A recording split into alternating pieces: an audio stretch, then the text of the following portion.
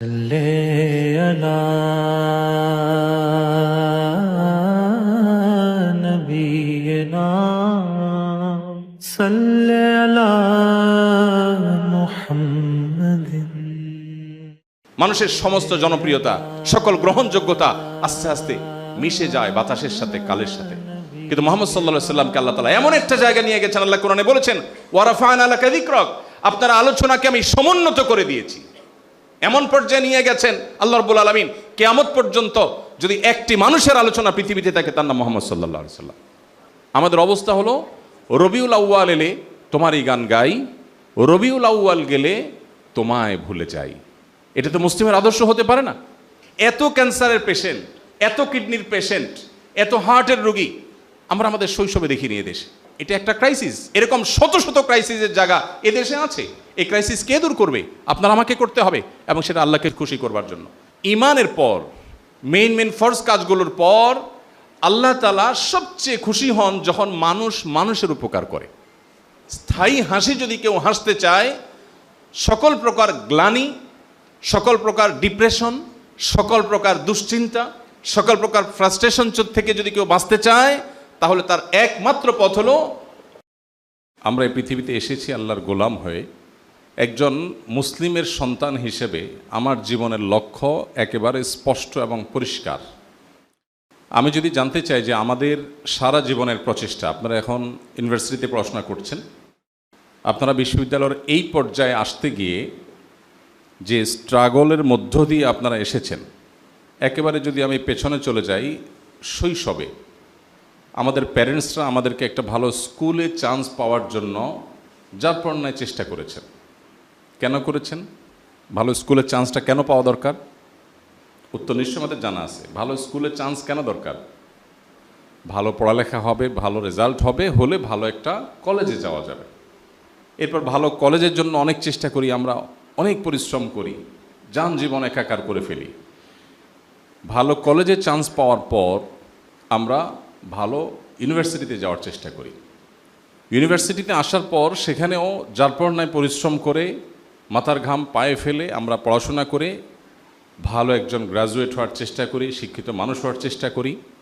উদ্দেশ্য কি? আমরা কেন এই কাজটা করি? আপনারা গ্রাজুয়েশন করছেন, উদ্দেশ্য কি আসলে? অ্যাকচুয়াল উদ্দেশ্য কি? ভালো জব পাওয়ার জন্য। এক্সিলেন্ট, পারফেক্ট এবং সঠিক উত্তর। ভালো একটা জব পাওয়ার জন্য। ভালো জব পেলে কি হবে? ভালো একটা ফ্যামিলিতে বিয়ে করতে পারবেন।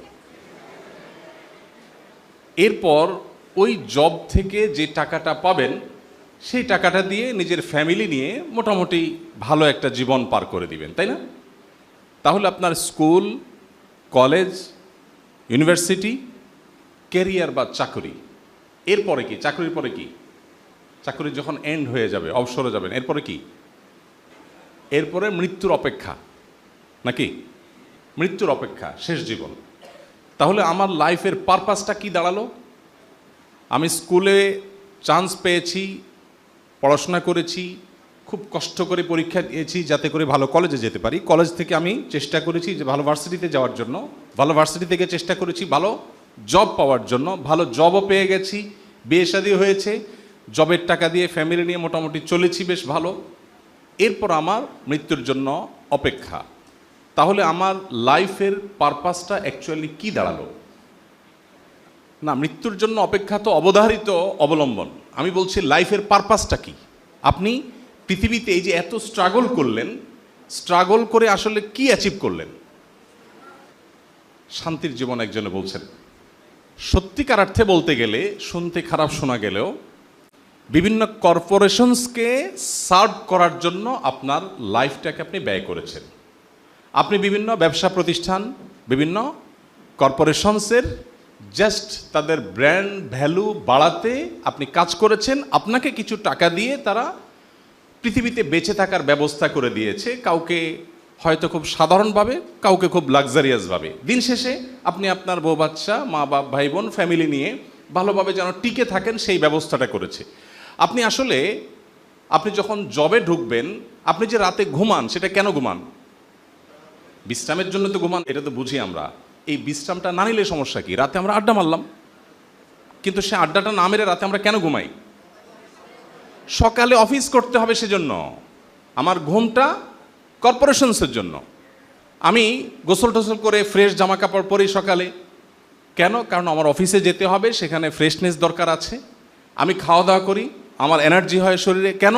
কারণ অফিসে আমার জব করতে হবে, সেখানে তাদেরকে আমার শ্রম দিতে হবে। তো আমাদের পুরো লাইফের পারপাসটা হলো অ্যাকচুয়ালি বিভিন্ন কর্পোরেশনসকে সার্ভ করা।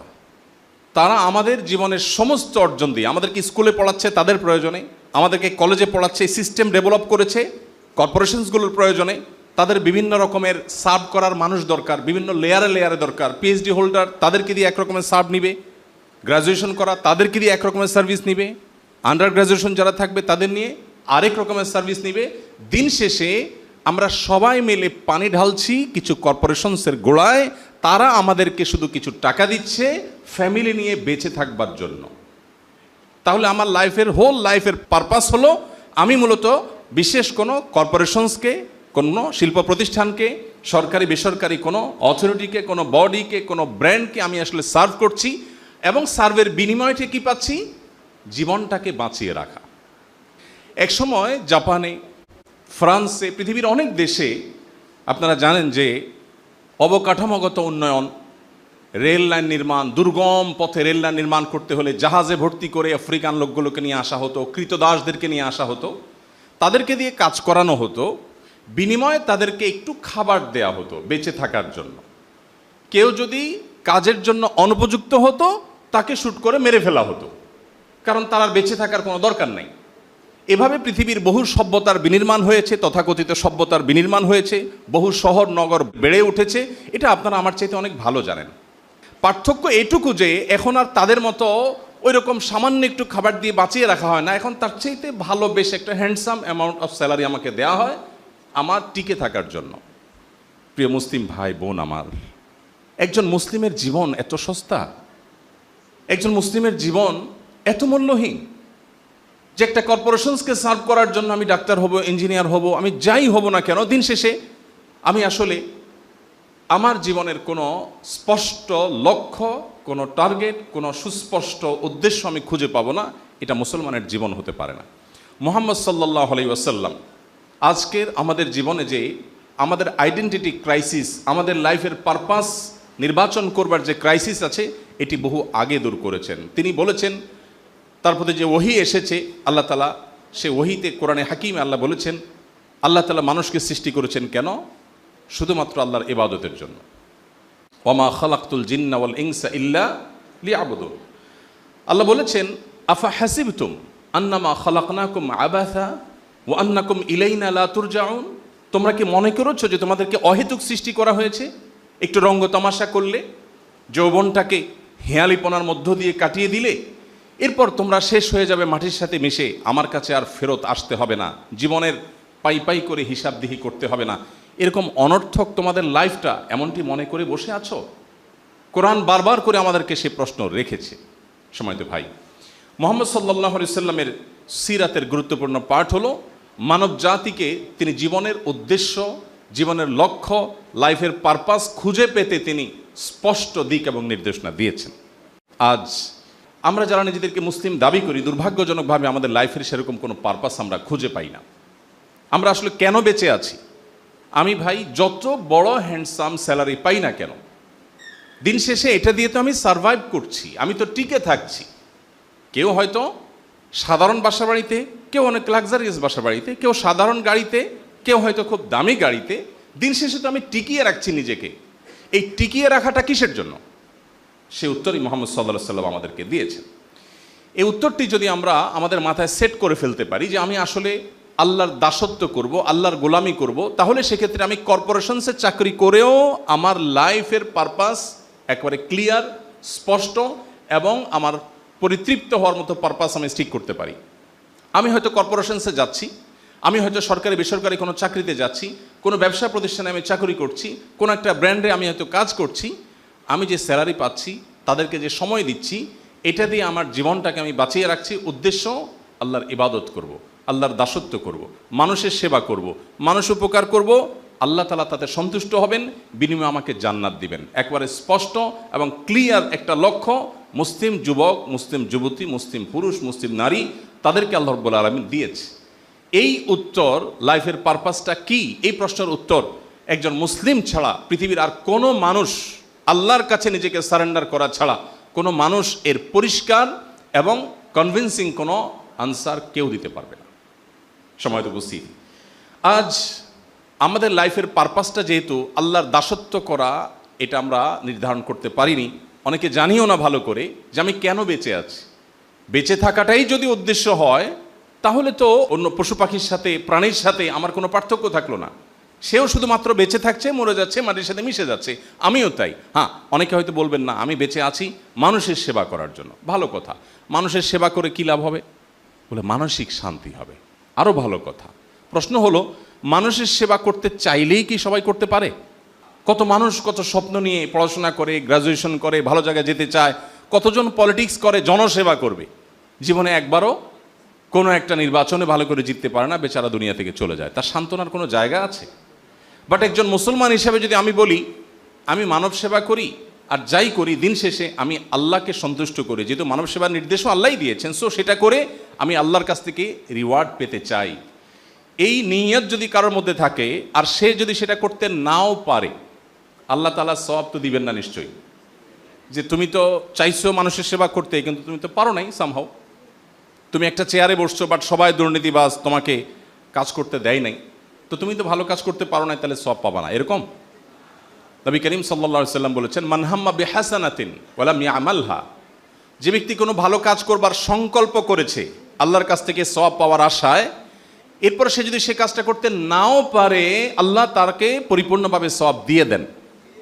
সো ইমানদারের লাইফের পারপাস যদি ক্লিয়ার থাকে, তাহলে তার অবস্থা হলো হাতির মতো, মরলেও লাখ, বাঁচলেও লাখ।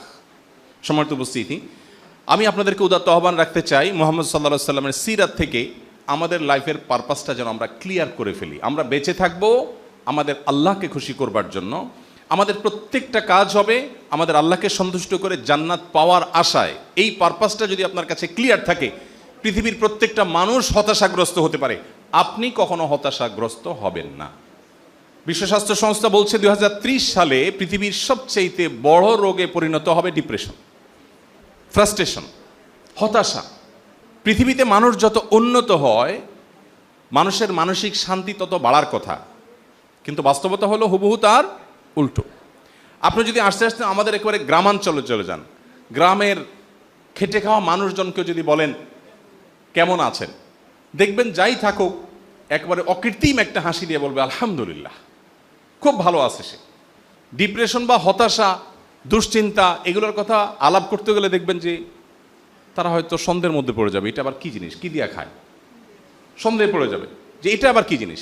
বাট আপনি দেখেন গ্রাজুয়ালি যারাই যতটুকু তথাকথিত ডেভেলপড হয়েছে গোটা পৃথিবীতে, আপনি দেখেন, আপনি শুধু আত্মহত্যার হার দেখেন তাহলেই হবে, আর কিছু লাগবে না।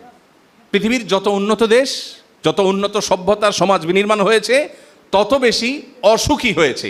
আর এই কথাটাই মুহাম্মদ সাল্লাল্লাহু আলাইহি সাল্লাম বলে গেছেন, লাইসাল গিনা বিকাসরাতিল আরদ ওয়ালাকিন্নাল গিনা গিনান নাফস। অনেক সম্পদ, অনেক প্রাচুর্যে মানুষের সচ্ছলতা নিহিত নেই। অনেক প্রাচুর্যের অধিকারী হয়ে মানুষ অভাবী থাকে। ওয়ালাকিন্নাল গিনা গিনান নাফস। মানসিকভাবে যদি কেউ আল্লাহ তাআলার দানে তুষ্ট হয়ে যায় এবং তার চাহিদা যদি কমায় ফেলে, এবং সে যদি ভেতর থেকে আলহামদুলিল্লাহ বলা শেখে, তাহলে তার মনের সচ্ছলতাটাই হলো তার আসল ধনাঢ্যতা বা আসল সচ্ছলতা। সমর্থ উপস্থিতি, আজ আমাদের লাইফের এই পারপাসটা ক্লিয়ার না থাকার ফলশ্রুতিতে বস্তুবাদী এবং পুঁজিবাদী এই সমাজ আমাদেরকে শিখিয়েছে যেই কোনোভাবে টাকা পয়সা কামাই করতে হবে, একটা অবস্থান ক্রিয়েট করতে হবে। যদি হয় তাহলে সমাজের মানুষ তাকে সাকসেস বা সফল বলবে। কিভাবে করেছে, কোন পথে সে এই টাকা উপার্জন করেছে, কিভাবে সে এই পর্যন্ত এসেছে, সেটার দেখা দেখির দরকার নাই। কোনোভাবে একটা ভালো জায়গায় চলে গেলেই তাকে আমাদের সমাজের মানুষ ওয়েলকাম করে, সাকসেস মানুষ বলে। বাহ, ঢাকা শহরে এসেছিল, যাওয়ার লঞ্চের ভাড়াও ছিল না, বাসের সিটের ভাড়াও ছিল না, ঝুলে ঝুলে এসেছে, এখন কোটি কোটি টাকার মালিক। What is success? জীবনের সফলতা কাকে বলে? অমুককে দেখলে বুঝতে হয়। কিভাবে করেছেন, কোন পথে করেছেন, ডাজ নট ম্যাটার। তো এইরকম সমাজ ব্যবস্থা বিনির্মাণ, এটা মুহাম্মদ সাল্লাল্লাহু আলাইহি সাল্লামের আদর্শের পরিপন্থী। মুহাম্মদ সাল্লাল্লাহু আলাইহি সাল্লাম আমাদেরকে যে জীবনের লক্ষ্য বাতলে দিয়েছেন, সেটাকে যদি আমরা মাথায় রাখি, তাহলে সেক্ষেত্রে আমাদের মধ্যে এই অসৎ উপায়ে সম্পদের পাহাড় গড়ে তোলাকে আমরা কখনো সাকসেস হিসাবে বিবেচনা করব না। আজ সিদ্ধান্ত এসেছে গোটা বিশ্বের মানুষকে পথনির্দেশ করবার জন্য মুহাম্মদ সাল্লাল্লাহু আলাইহি সাল্লামের অনুসারী দাবিদার আমরা যেন মুহাম্মদ সাল্লাল্লাহু আলাইহি সাল্লামের আদর্শে অনুপ্রাণিত হয়ে আমরা এমন জীবন গঠন করি যে জীবনে সততা, সত্যবাদিতা, ন্যায়নিষ্ঠা এগুলোরই মূল্য হবে এবং এগুলোকেই গুরুত্ব দেওয়া হবে। সমাজের সবাই কি বলল সেটা দেখার দরকার না, আমি সৎ কিনা সে জিনিসটা আমরা দেখব। আপনি পরীক্ষায় ভালো ফলাফল করছেন কিনা এটা সবাই দেখতে চায়। আপনি চেষ্টা করেছেন কিন্তু ভালো ফলাফল হয়নি, আপনাকে কেউ অ্যাপ্রিসিয়েট করবে না। আমাদের সমাজের অবস্থা এরকম না? আরেকজন পরীক্ষায় ভালো ফলাফল করেছেন, নকল করেছেন কিনা, তার বাবা মা খোদ নকলের সেট টাকা দিয়ে কিনে এনেছেন কিনা এটা কেউ বিবেচনায় আনবে না। আপনি অনেক কিছু করতে পারেন না, আপনার সাথে একসাথে পড়াশোনা করে অনেক কিছু করে ফেলেছে, আপনার বাবা মাও খোঁচা দিয়ে বলবে একসাথে পড়াশোনা করেছিস, ও কোথায় গেছে আর তুই কোথায় দাঁড়িয়ে আছিস, সে কি পথে উপার্জন করেছে সেটা কেউ বিবেচনায় আনবে না। এই ক্রাইসিসটা দূর করার জন্য আপনাদেরকে উদ্যোগ নিতে হবে এবং মুহাম্মদ সাল্লাল্লাহু আলাইহি সাল্লামের উম্মতের সদস্য হিসাবে, একজন তরুণ হিসাবে নিজে একজন আদর্শ মুসলিম হওয়া এবং সেই সাথে অন্যদেরকে জীবনের পারপাস খুঁজে পেতে আপনাকে আমাকে গাইড করতে হবে। আল্লাহ আমাদের সবাইকে সেই তৌফিক দান করুন। সম্মানিত উপস্থিতি, আল্লাহ তাআলা কোরআনে কারিমে বলেছেন, ফামান যুহজিহা আনিন নারি ওয়া উদখিলাল জান্নাতা ফাকাদ ফাজ। আমরা যাদেরকে সাকসেস বলি এরা আসলে কেউই সাকসেস না। পরিপূর্ণ এবং চূড়ান্ত সাকসেস পৃথিবীতে কোনো মানুষ কখনোই হতে পারে না আসলে। কারণ পৃথিবীর কোনো হাসির কোনো গ্যারান্টি নেই, পৃথিবীর কোনো কান্নার কোনো স্থায়িত্ব নেই। এখানে আজ যে লোকটি হাসছে অচিরেই সে হয়তো কাঁদবে, কোনো ইস্যু তার জন্য অপেক্ষা করছে যেটা সে জানে না। আজ যে লোকটি কাঁদছে সে অচিরেই হয়তো হাসবে, কোনো হাসির উপলক্ষ তার জন্য অপেক্ষা করছে। এই জন্য এখানকার সাকসেস না, এখানকার তথাকথিত ব্যর্থতাও চূড়ান্ত কোনো ব্যর্থতা নয়। আল্লাহ কোরআনে বলেছেন, ফামান যুহজিহা আনিন নারি ওয়া উদখিলাল জান্নাহ, যাকে জাহান্নাম থেকে দূরে সরিয়ে দেওয়া হবে, কিয়ামতে ফয়সালা শোনানো হবে, অমুকের সন্তান অমুক এলাকার অধিবাসী সে জাহান্নাম থেকে মুক্ত, ওয়া উদখিলাল জান্নাহ, এবং সে জান্নাতি। এই সুসংবাদ যেদিন মানুষ শুনতে পাবে সে চূড়ান্ত সাকসেস হবে। এরপরে আর কখনো ব্যর্থতার কোনো গ্লানি তাকে স্পর্শ করবে না। পৃথিবীর সবচেয়ে লোভনীয় আসনে আপনি চলে গেলেন, সেটা কি স্থায়ী? আর কিছু না হোক মৃত্যু তো কেড়ে নেবেই, আর এর বাইরে তো বহু ব্যর্থতা আছেই। অতএব চূড়ান্ত সাকসেস যদি কেউ হতে চায়, স্থায়ী হাসি যদি কেউ হাসতে চায়, সকল প্রকার গ্লানি, সকল প্রকার ডিপ্রেশন, সকল প্রকার দুশ্চিন্তা, সকল প্রকার ফ্রাস্ট্রেশন থেকে যদি কেউ বাঁচতে চায়, তাহলে তার একমাত্র পথ হলো আল্লাহ রাব্বুল আলামিনের গোলামি, মুহাম্মদ সাল্লাল্লাহু আলাইহি সাল্লামের আদর্শকে নিজের আদর্শ হিসেবে গ্রহণ করা। এই ব্যক্তি সম্পর্কে নবীজি বলেছেন, আজাবান লি আমরিল মুমিন ইন্না আমরাহু কুল্লাহু খায়র। ইমানদারের পুরো জীবনটা অদ্ভুত, তার পুরো জীবনটাই কল্যাণে ভরা। ইন আসাবাহু খায়রুন, ইমানদারের জীবনে যদি কোনো ভালো অ্যাচিভমেন্ট হয়, শাকারা, সে আল্লাহকে শুকরিয়া জানায়, অ্যাচিভমেন্টও হলো। আবার এদিকে আল্লাহকে শুকরিয়া জানানোর ফলে তার আমল নামাতে আখিরাতের স্থায়ী পার্মানেন্ট অ্যাকাউন্টে বিনিময় লিখে দেওয়া হলো। ওয়াইন আসাবাহু শাররুন, তার জীবনে যদি কোনো বিপদ এসে তাকে স্পর্শ করে, সবরা, সে আল্লাহকে খুশি করার জন্য ধৈর্য ধারণ করে, ফাকানা খায়রাল্লাহ, সেটাও তার জন্য কল্যাণ বয়ে আনে। তার সুখেও তার কল্যাণ, তার দুঃখেও সে সওয়াব পাচ্ছে, কল্যাণের অধিকারী হচ্ছে। সম্মানিত উপস্থিতি, এজন্য আমরা যদি পৃথিবীতে সুখী হতে চাই এবং আমাদের লাইফের পারপাস যদি আমরা খুঁজে পেতে চাই, মুহাম্মদ সাল্লাল্লাহু আলাইহি সাল্লামকে আমাদেরকে পাঠ এবং পুনর্পাঠ করতে হবে। আমার আগে ডক্টর মোহাম্মদ সাইফুল্লাহ হাফিজাহুল্লাহ অত্যন্ত যথার্থই বলেছেন, আমাদের অবস্থা হলো রবিউল আউয়াল এলে তোমারই গান গাই, রবিউল আউয়াল গেলে তোমায় ভুলে যাই। এটা তো মুসলিমের আদর্শ হতে পারে না, মুহাম্মদ সাল্লাল্লাহু আলাইহি সাল্লামের আদর্শ হতে পারে না। আমাদের কাছে প্রশ্ন দেয় মানুষ, হুজুর রবিউল আউয়ালের আমল কি? 12 মাসের আমল জানতে চায় না মানুষ, রবিউল আউয়ালের আমল জানতে চায়। প্রিয় ভাইরা আমার, মুহাম্মদ সাল্লাল্লাহু আলাইহি সাল্লামকে আমাদের জানা প্রয়োজন। সেজন্য একটি সেমিনার নয়, একটি সেশন নয়, একটি আয়োজন নয়, সেজন্য প্রয়োজন একটি ছোট সিদ্ধান্ত। আমি আমার লাইফ, আমি আমার জীবন এটা কিভাবে নির্বাহ করব, কিভাবে পরিচালনা করব, আমি সেটা কোথা থেকে গ্রহণ করব।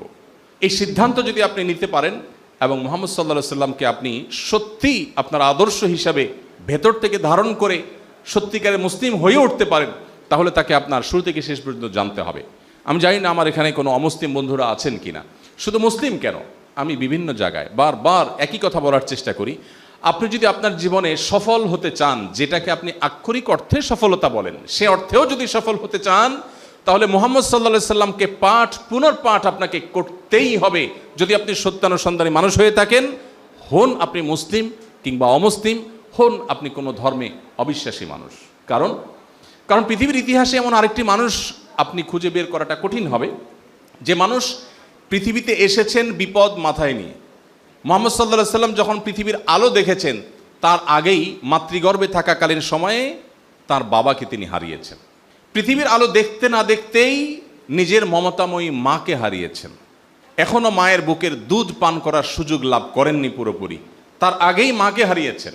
মা মারা গেছেন, আল্লাহ মাকে নিয়ে গেছেন।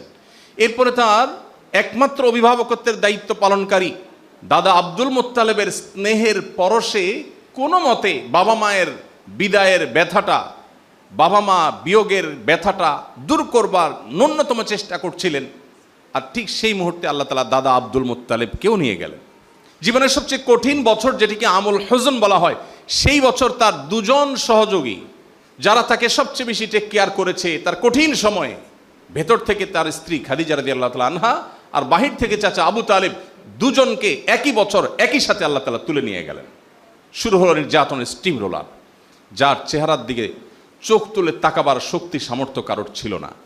কুরাইশের এরকম সম্ভ্রান্ত ফ্যামিলির এরকম আল আমিন উপাধি দেওয়া মানুষগুলো, তারাই তার নুরানি চেহারার উপর থুতু নিক্ষেপ করে দিল, তারাই তাকে ফিজিক্যালি আক্রমণ করলো।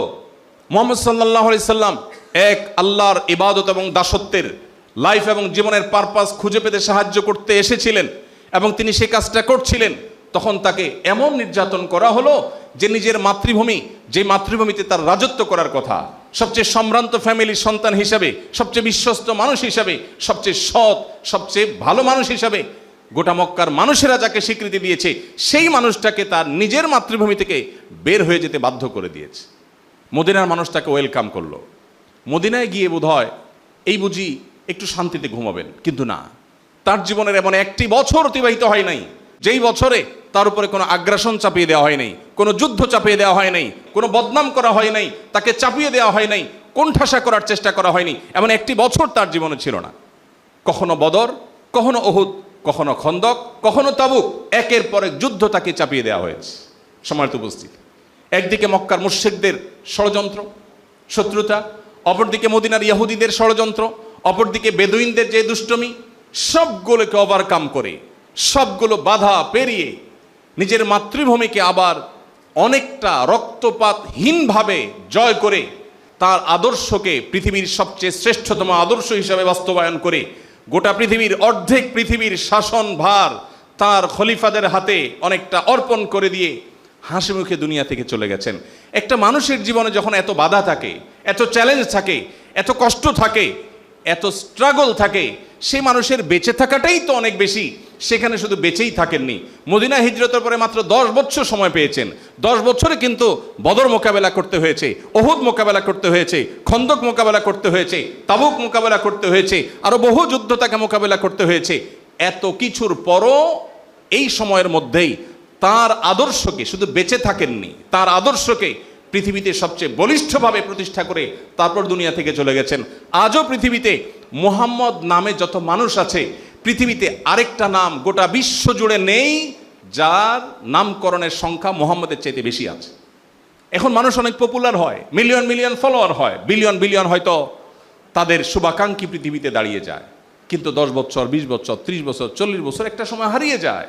কিন্তু মুহাম্মদ সাল্লাল্লাহু আলাইহি সাল্লাম 1500 বছর আগে পৃথিবী থেকে চলে যাওয়া একটা মানুষ, এখনো পৃথিবীর কোনো প্রান্ত থেকে তাকে একটা কটু কথা বললে লক্ষ লক্ষ নয় কোটি কোটি হৃদয়ে রক্তক্ষরণ হয়।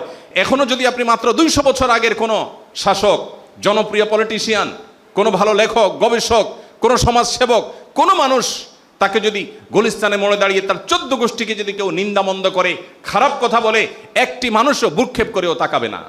মানুষের সমস্ত জনপ্রিয়তা, সকল গ্রহণযোগ্যতা আস্তে আস্তে মিশে যায় বাতাসের সাথে, কালের সাথে। কিন্তু মুহাম্মদ সাল্লাল্লাহু আলাইহি সাল্লামকে আল্লাহ তাআলা এমন একটা জায়গা নিয়ে গেছেন, আল্লাহ কোরআনে বলেছেন, ওয়া রাফা'না লাকা যিকরাক, আপনার আলোচনাকে আমি সমুন্নত করে দিয়েছি। এমন পর্যায়ে নিয়ে গেছেন আল্লাহ রাব্বুল আলামিন, কিয়ামত পর্যন্ত যদি একটি মানুষের আলোচনা পৃথিবীতে থাকে, তার নাম মুহাম্মদ সাল্লাল্লাহু আলাইহি সাল্লাম।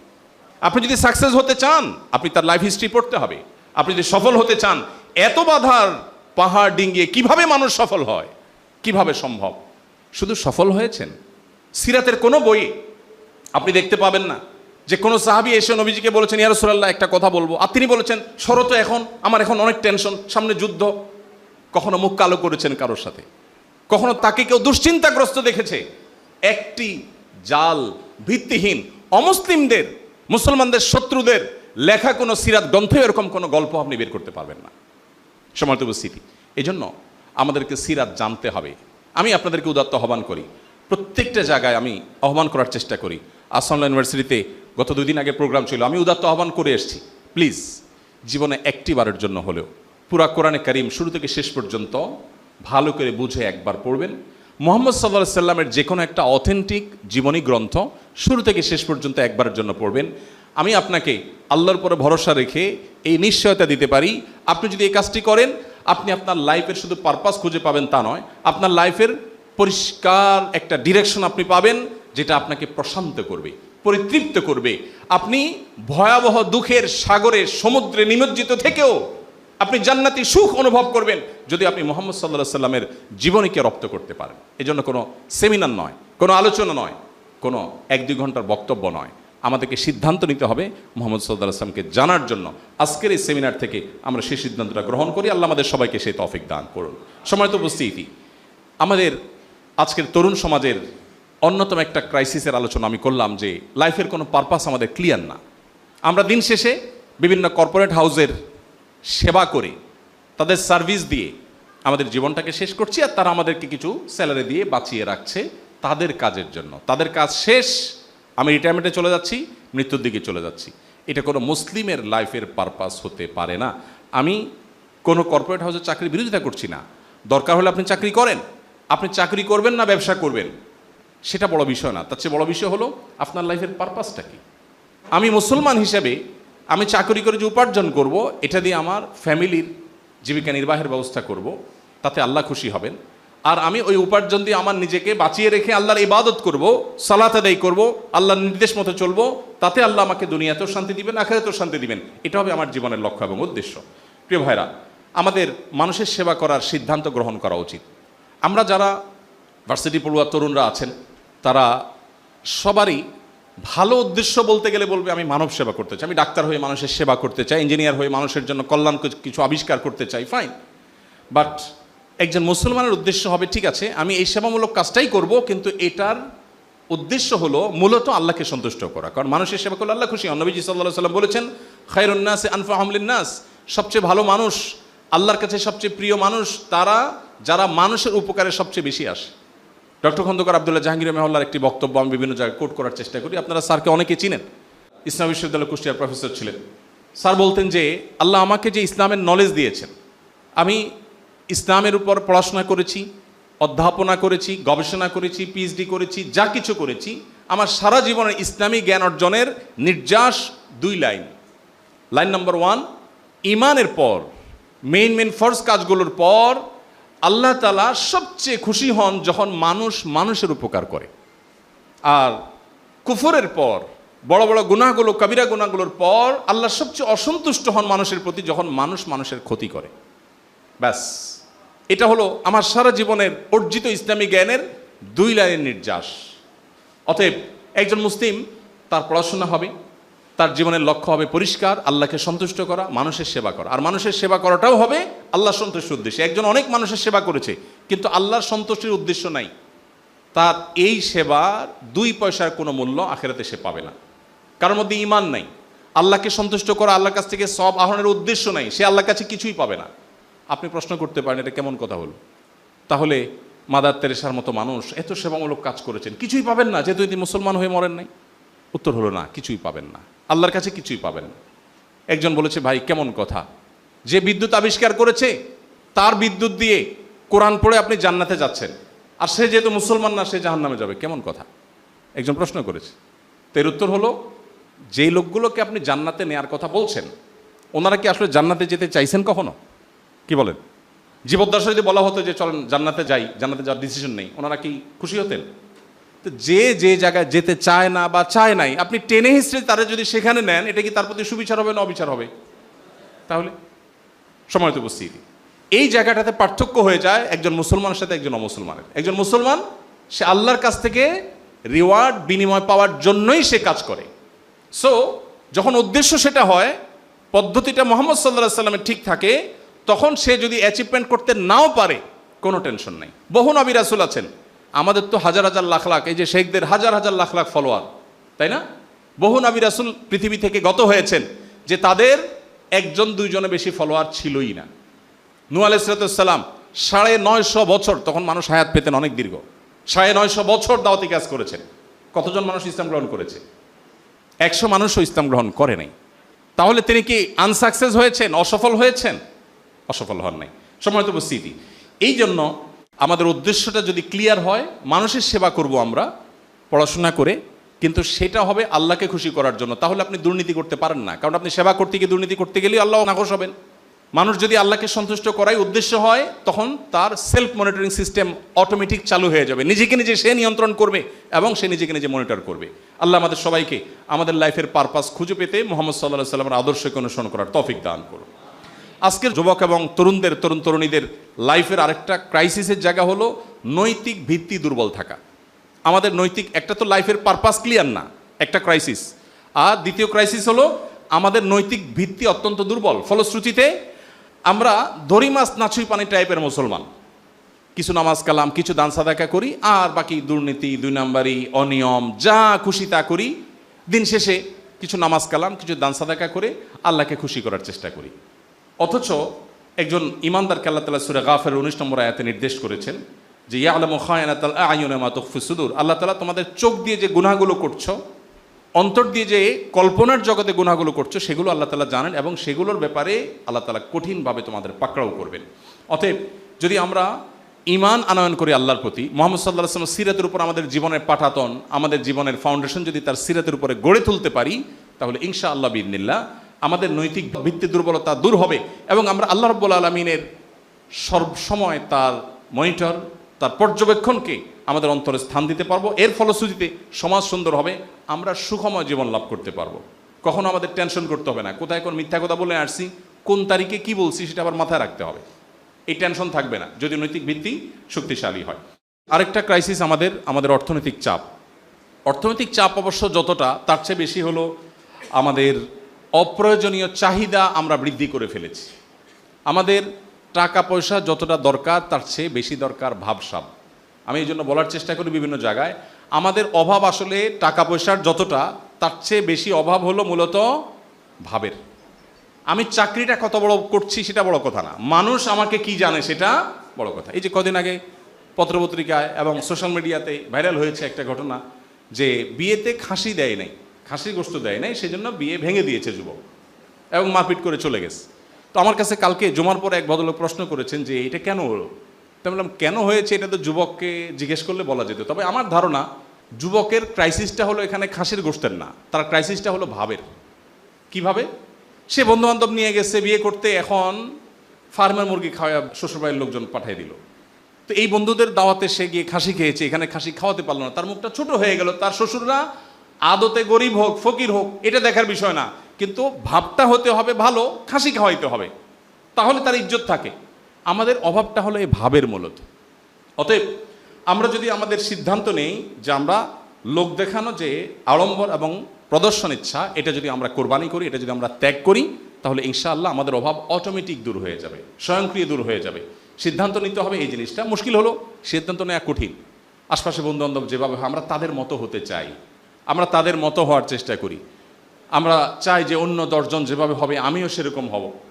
আমি আমার সন্তানদের সবসময় বলি, পরীক্ষার জন্য পড়াশোনার জন্য তুমি চেষ্টা করো, এরপরে তুমি যদি ফলাফল খারাপ করো আমরা ধুমসি বিরিয়ানি রান্না করে খাবো, কোনো টেনশন নেই। কিন্তু তোমার চেষ্টাটা থাকতে হবে, জাস্ট এতটুকু তোমার কাছে চাহিদা। রেজাল্ট নিয়ে আমাদের কোনো মাথা ব্যথা নেই।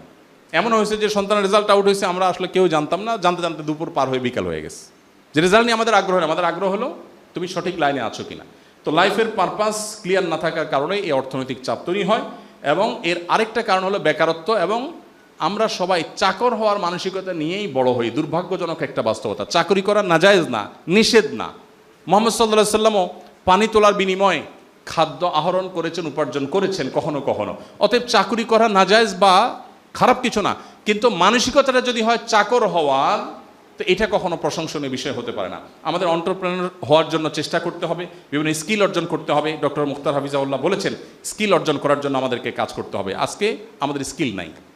আমি নিউজিল্যান্ডে একবার সফর করেছি, সেখানে দেখেছি যে আমাদের বাংলাদেশিদের একটা সংগঠন আছে, ওরাই মূলত আমাকে ইনভাইট করেছিল, 2000 ইয়াং মানুষ। তো তারা সবাই স্কিলড, কিন্তু তারা অনেক বেশি এডুকেটেড না, অর্থাৎ কেউই সম্ভবত গ্রাজুয়েট না, আন্ডার গ্রাজুয়েট, বাট সবাই স্কিলড।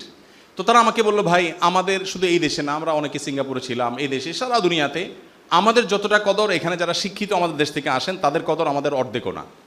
আমি খবর নিলাম অন্যদের কাছে জিজ্ঞেস করে, শিক্ষিতরাও যারা এডুকেটেড যারা, তারাও বললো হ্যাঁ ঘটনা সত্য। ওরা যদি $7,000 থেকে $8,000 কামাই করতে পারে, আমাদের জন্য স্যালারি হায়েস্ট $3,000-4,000 বেশি আমরা যেতে পারি না। এত ডিমান্ড, এত তাদের জীবনে তারা স্বাবলম্বী হয়ে উঠেছে। আমাদের দেশে মানুষ পড়াশোনা করে, দিন শেষে স্বপ্ন একটাই, সে একজন চাকরিজীবী হবে, একটা ভালো চাকরি করবে, একজন বড় চাকর হবে।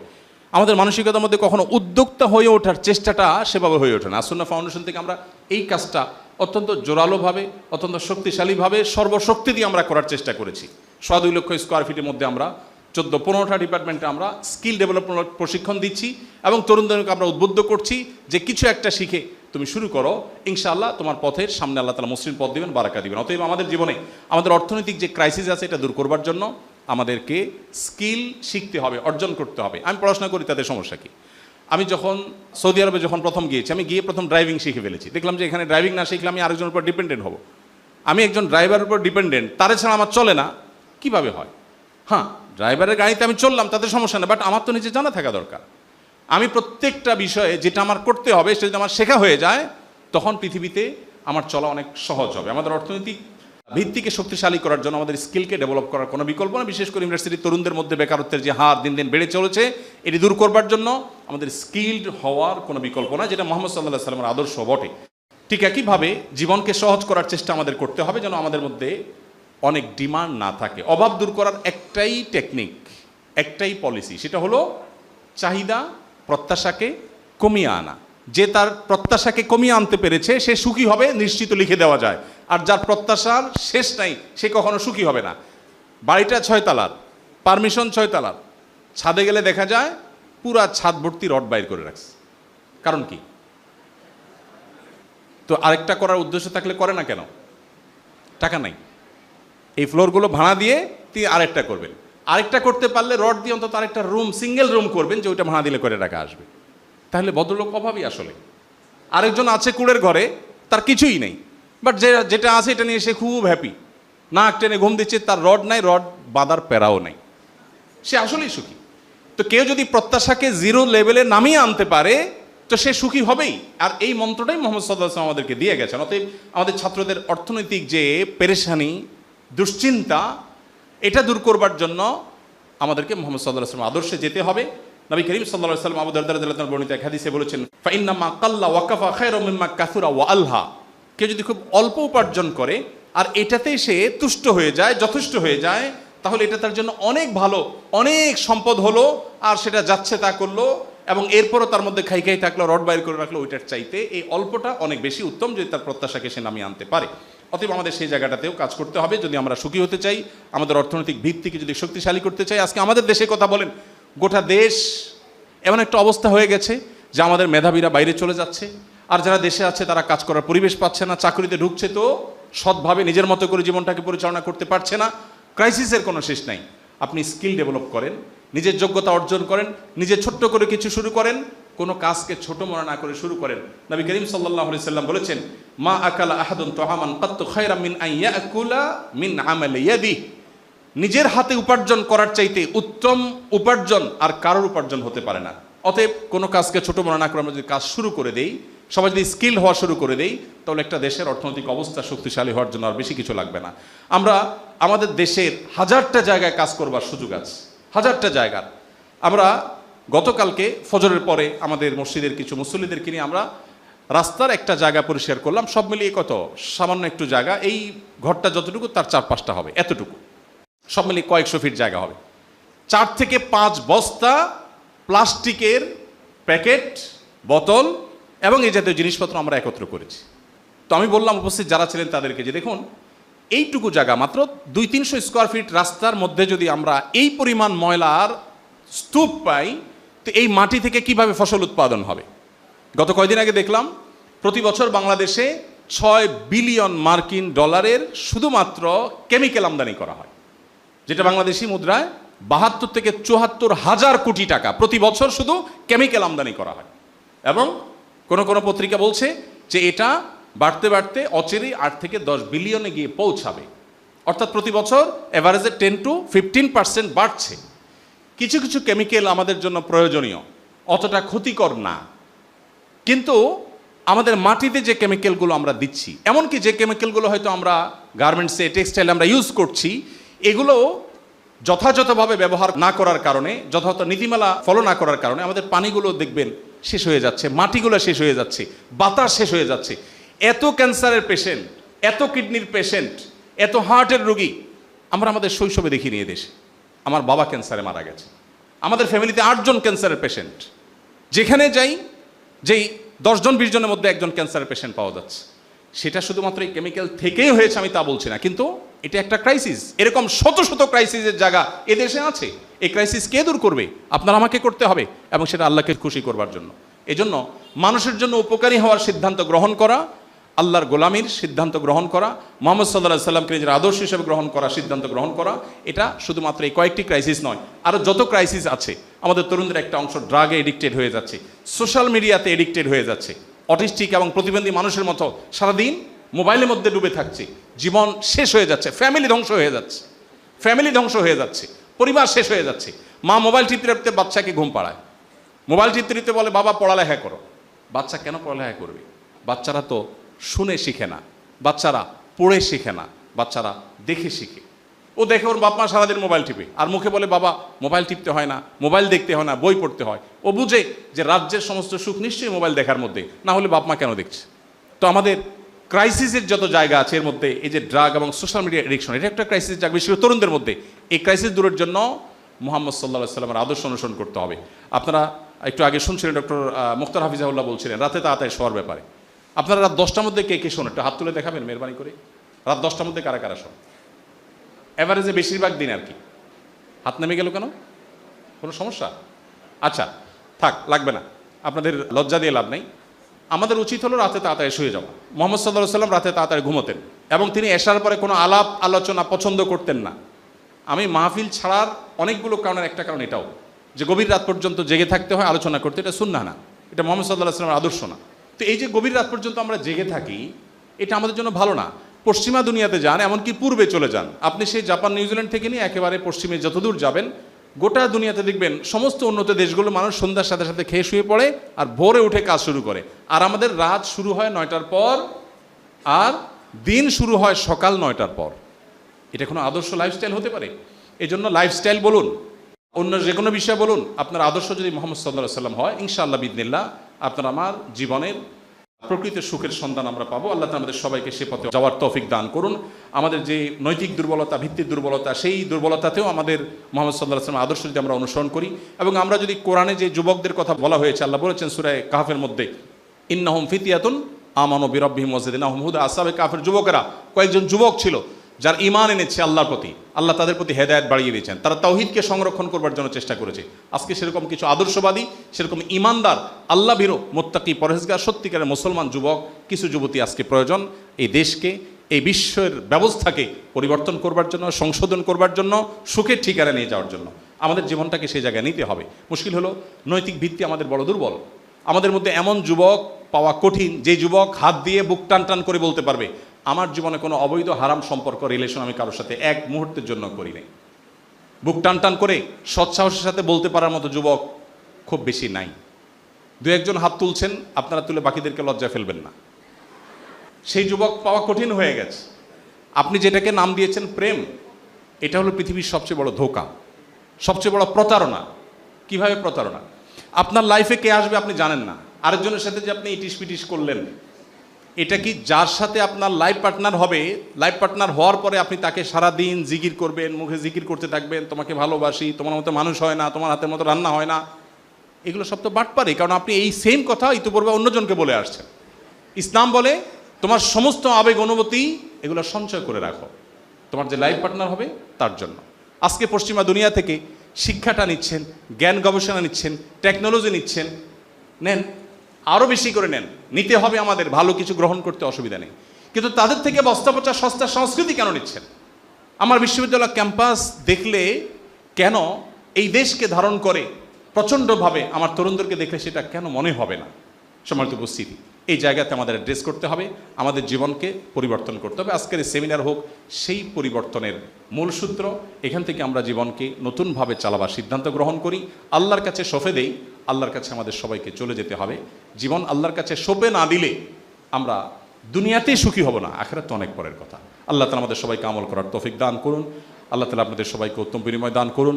হামদর্দ বিশ্ববিদ্যালয় বাংলাদেশ কর্তৃক আয়োজিত আজকের সিরাজ সেমিনারের সম্মানিত সভাপতি মহোদয় এবং অন্যান্য শিক্ষকবৃন্দ এবং স্টাফ কর্মকর্তা কর্মচারী এবং সম্মানিত শিক্ষার্থীবৃন্দ, আর বিশেষ করে দুজন স্কলার আমার সামনে উপস্থিত, আরেকজন চলে গেছেন, সমস্ত ওলামা একরাম, সবাই যে আমাকে এত সময় দিয়েছেন কিছু আগুছালো কথা বলার জন্য এবং ধৈর্য ধরে যে শুনতে পেরেছেন আপনারা, এটা সত্যি প্রশংসার দাবিদার। এত সময় আপনারা মনোযোগ দেওয়ার জন্য আল্লাহ আপনাদের সবাইকে উত্তম বিনিময় দান করুন।